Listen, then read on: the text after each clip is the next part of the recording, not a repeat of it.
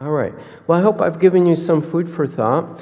And, my email, drjack, drjck, at americanphysician.com. So when something comes to mind, feel free to talk to me or email me. And, sometimes you just need someone to kind of like bounce ideas off of. And I will tell you, I've mentored a lot of people like, starting off in business or thinking about business or sometimes too deeply already in business. And sometimes the most useful thing I do, or I would say usually the most useful thing I will do is to save them from making some disastrous mistake, So I'm open for questions. If anyone has a question, comment up. Thank you.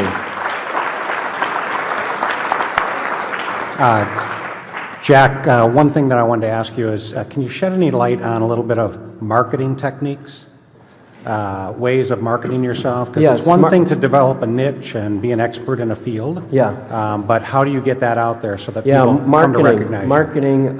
By the way, I'm going to answer in two ways. If you're a general psychiatrist, you're just starting off a practice, the easiest way is write some really nice letters and send them to all the psychotherapists in your area.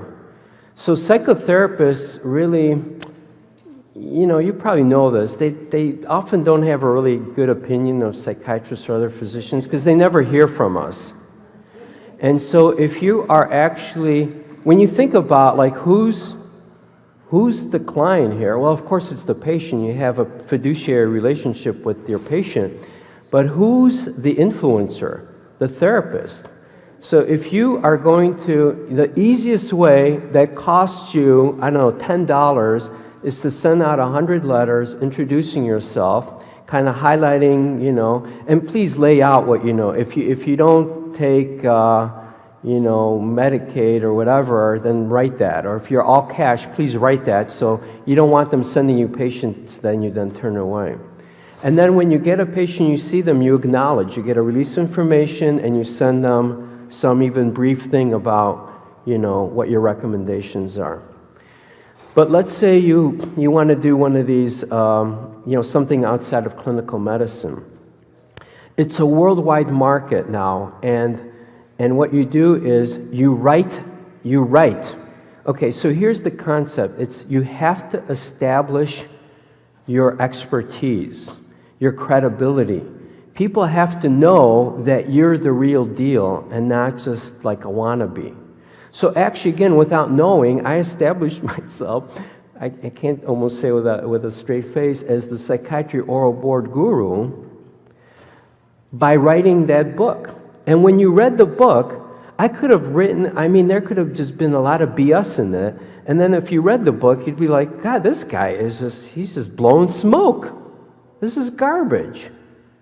But when you read it and you're like, wow, this is really, wow again.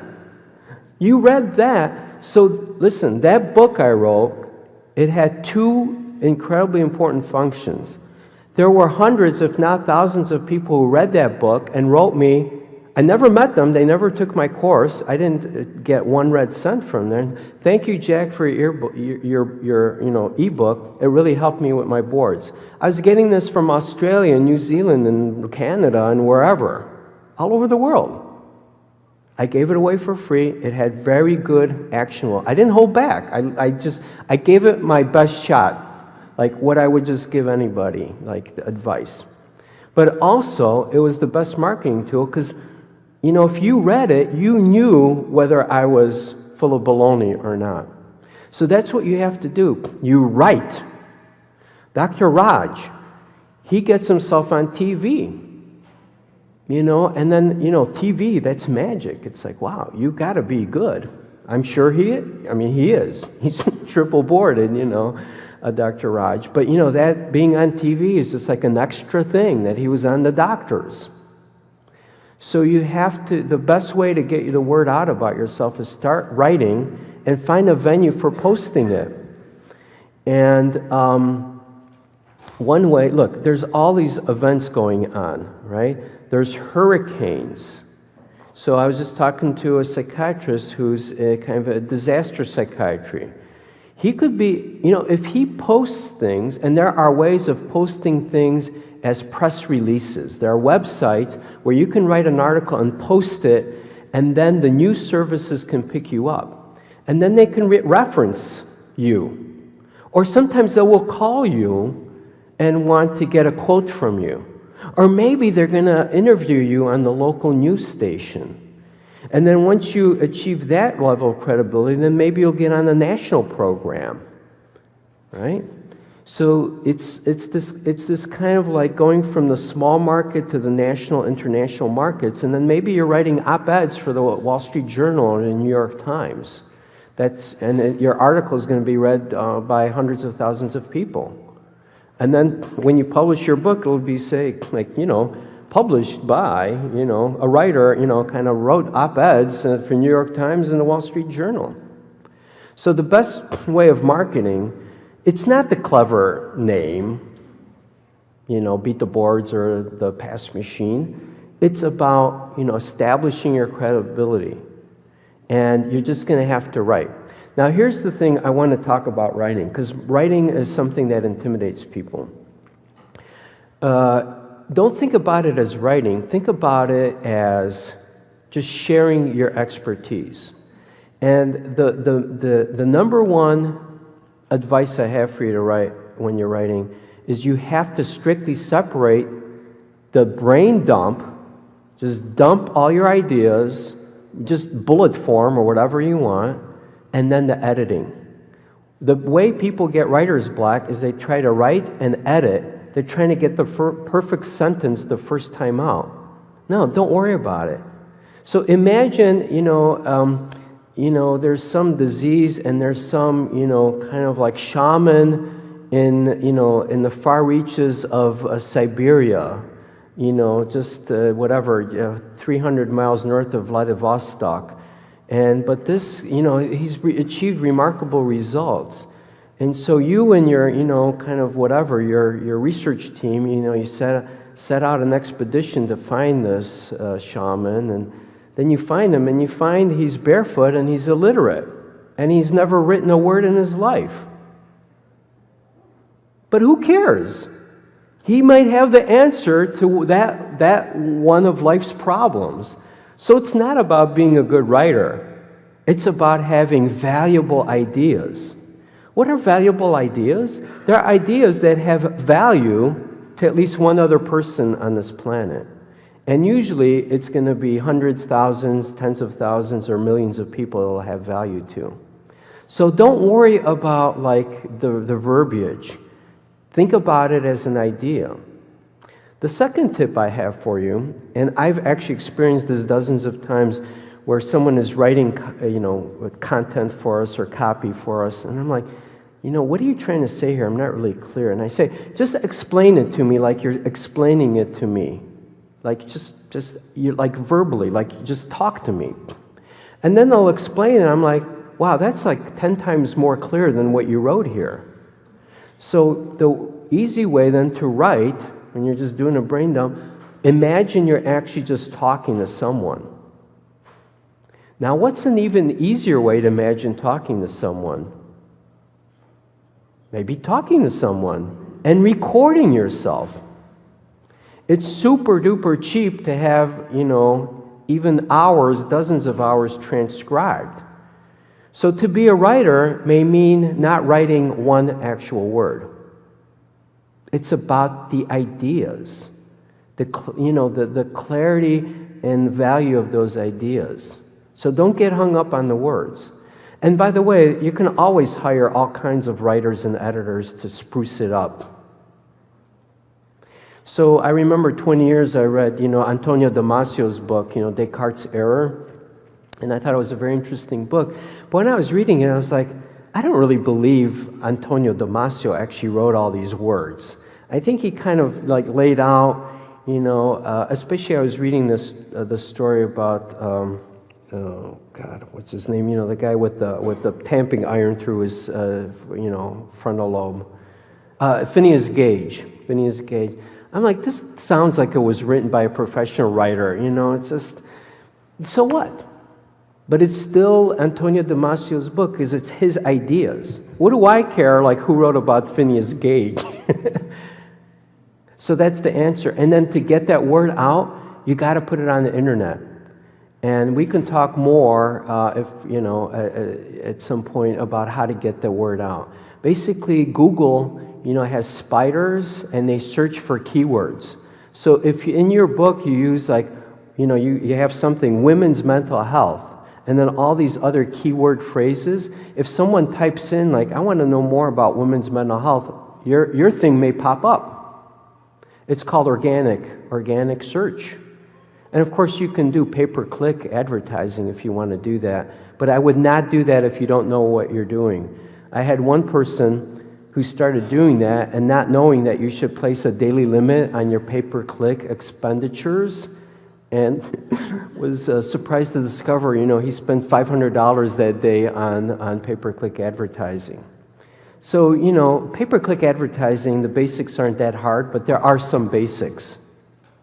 But we can talk about that individually or later. Yeah, please, anyone who else wants to come up. You mentioned expertise, and I was just wondering what you think about trying to start a practice specializing in, for example, geriatrics, of which I have a lot of experience, but I've not fellowed in it. Do you think it's important to be fellowed in something? No. Do I think it's important to be fellowed in it? No.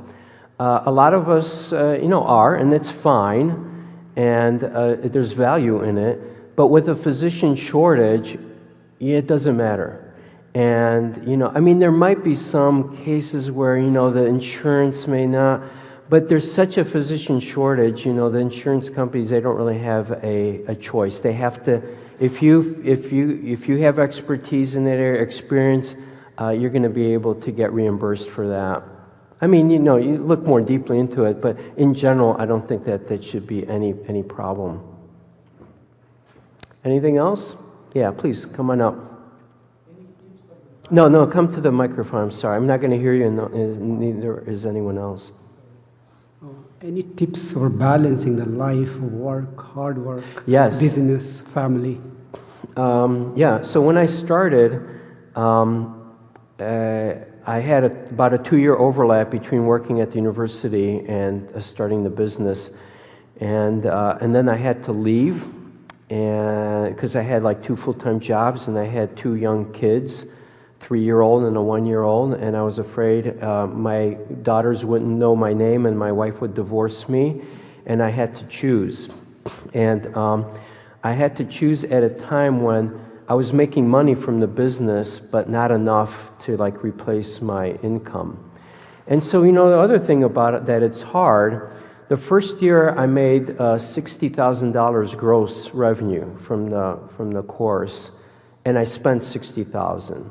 So I spent close to 1,000 hours that first year, because I still had a full-time job, to make 0 money. And then the second year I made $60,000 actually of like income. And then third year I don't remember, but it took me about 3 or 4 years to get, you know, to replace my income. And then I was at the university, and it took me probably another couple of years where if I had been in private practice to match that. And I remember also my wife was at one point, like after I was gone a year from the university, someone retired and everyone got like promoted. So the residency director became the chairperson became the dean. And my wife's like, do you regret leaving? And you could have been in that line. I'm like, I'm made to do this. I can't do anything else. I would not have been happy. I don't care about the prestige, or it's not about the money, the prestige. I have to do what I have to do because somehow that's my destiny. I don't really know how else to explain it, but that's just it. I have to do what I have to do. So, you know, you sometimes have to, you know, there does come sometimes a hard point. Even though you're trying to do it incrementally, there sometimes comes a point where you have to like go one way or the other. And then you just have to, you know, think it through, involve others. I mean, my wife was very supportive of me, and I'm eternally grateful because, you know, it was financially iffy at that point. But she kind of trusted me, And kind of also knew that I just kind of like, well, this guy, he just has to do it. He's got to do it. So I'm not going to get in his way because he'll be a miserable person if he doesn't do it. Hi, Dr. Krasuski. I was one of the last residents you taught before you left. Oh, But thanks, you've inspired me. At what point does managing people get easy? never. I mean, does it ever get easy managing patients? I mean, patients are people, and I mean, our patients come to us because they're dealing with psychosis or anxiety or depression, but we're no different. We have the same fears and same foibles, and so it never becomes easy. I do think, I mean, management is a skill set, and I do would. Is there a school for that? I think there's a lot of great, online. There's books on managing people. There's great online courses.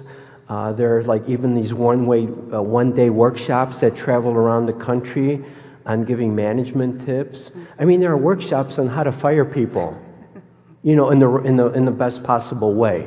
Okay. Yeah. So So you're no, there are saying- plenty of resources, and if you're working for someone, employer, you can probably get some money or get some time off to do that, and I would encourage that. Okay. Okay. Thank you.